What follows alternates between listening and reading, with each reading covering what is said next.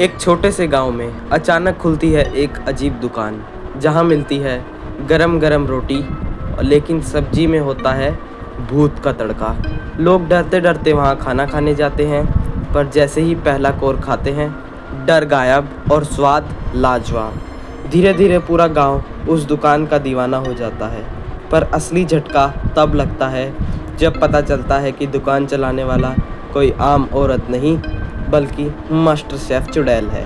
और सबसे बड़ा ट्विस्ट, जिस दिन वो दुकान बंद करती है, गांव वालों को खाना नहीं, डर की आदत लग चुकी होती है। तो गाइज़, आपको भी क्या ऐसी दुकान पर जाना पसंद है? तो ये बात हमें कमेंट में ज़रूर बताना, और हमारे चैनल को सब्सक्राइब ज़रूर कीजिए और इस वीडियो को ज़्यादा से ज़्यादा सपोर्ट करिए। गांव के चौराहे पर एक दिन अचानक एक नई दुकान खुलती है, गर्मा गर्म रोटी और भूतिया सब्जी। अक्सर वह दुकान बंद रहती थी, क्योंकि उस दुकान में कुछ ऐसा हादसा हुआ था जिसको सुनकर सारे गांव वाले डरते थे। क्योंकि 20 साल पहले उस दुकान में 2 बच्चों की जलकर मौत हो गई थी। रमेश और पप्पू, 2 दोस्त 24 साल के, अपने काम की ओर जा रहे होते हैं। तभी वह हैरान होकर देखते हैं कि वह दुकान आज खुली हुई है और वहाँ पर कोई रोटी सब्जी की दुकान खुली है। रमेश अपने दोस्त पप्पू से बोलता है, अरे भाई, ये भूतिया सब्जी क्या होती है? कोई नया फ्लेवर आया है क्या दुकान पर? मैंने तो पहली बार सुना है। जितना ज्यादा सब्जी का नाम चटपटा है, अगर उतनी सब्जी चटपटी निकली तो मजा ही आ जाएगा। मेरे मुंह में तो सुनकर ही पानी आ रहा है। चल यार, ट्राई तो करना ही पड़ेगा। तभी पास खड़ा पप्पू बोलता है, भाई फ्लेवर नहीं, ये तो लगता है डर का तड़का है, डर का। और ये तो आवाज में भी सुनने में डरावना लग रहा है। भूतिया सब्जी, कोई सब्जी का नाम होता है भूतिया सब्जी? भाई बड़ी डेंजर सब्जी लग रही है। तभी दुकान पे से एक अजीब सी आवाज आती है,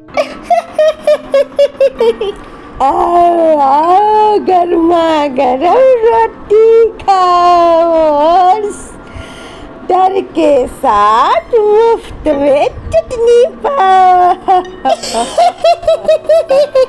सब लोग एक दूसरे का मुंह देखने लगते हैं। पप्पू डरते डरते बोलता है, यार तुम लोगों में से कोई ट्राई नहीं करेगा। मुझे पता है सब लोग डरपोक हो, मैं ही ट्राई करता हूँ। भूख भी लगी है मुझे वैसे भी। आज अम्मी ने कद्दू की सब्जी बनाई थी घर में, मेरा तो वैसे भी खाने का दिल नहीं था। मैं खाता हूँ, तुम लोग साइड में हटो। वो दुकान के पास जाता है, देखता है एक औरत लंबे बाल, उल्टे पैर और आंखें चमकती हुई लाल साड़ी में दुकान पर खड़ी है। वह औरत बोलती है, क्या खाओगे बाबू? रोटी या डर? रोटी खाओगे तो जियोगे, डर खाओगे तो मरोगे।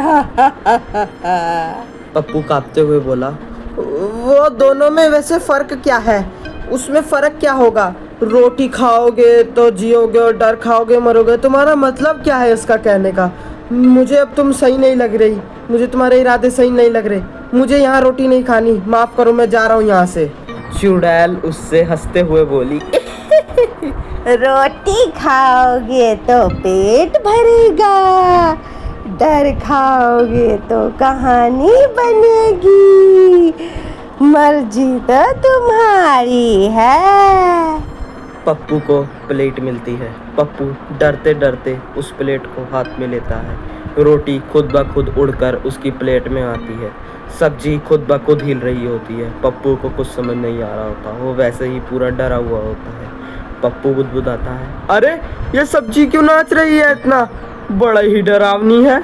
चुड़ैल बोलती है, क्योंकि इसमें मसाला नहीं, आत्मा डली है। इतना ही सुनकर पप्पू के तो होश हवास उड़ गए थे। पप्पू डरते डरते सारा खा जाता है। फिर अचानक बोलता है, अरे वाह, स्वाद तो बढ़िया है।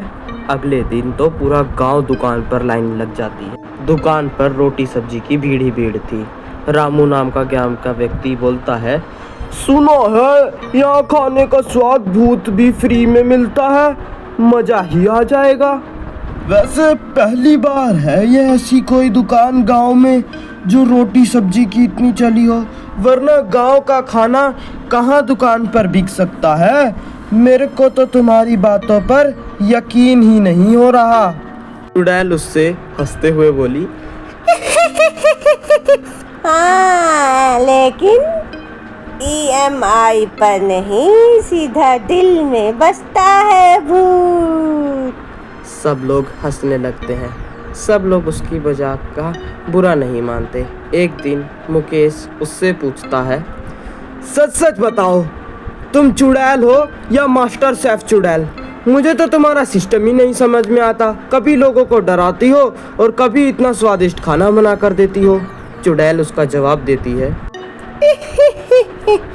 मैं पहले चुड़ैल थी, लेकिन अब मास्टर शेफ भूतिया सीजन जीत चुकी हूँ। सब चौंक जाते हैं। एक दिन दुकान बंद।